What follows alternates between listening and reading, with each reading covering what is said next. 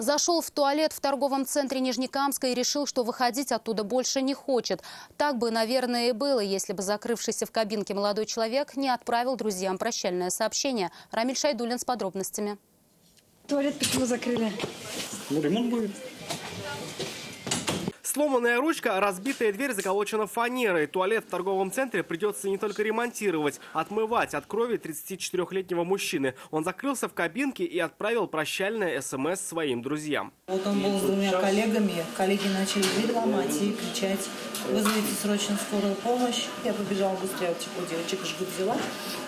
Кровь остановили, вызвали скорую.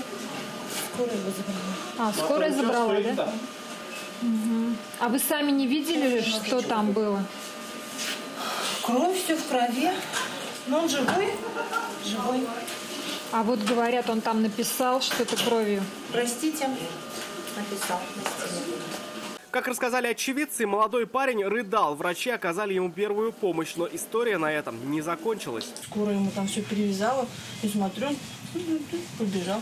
Побежал в сторону стройки, на снегу еще видны капли крови. Сотрудники торгового комплекса говорят, что он там работал. Не подтвердить, не опровергнуть это никто не смог. На стройке никого не было.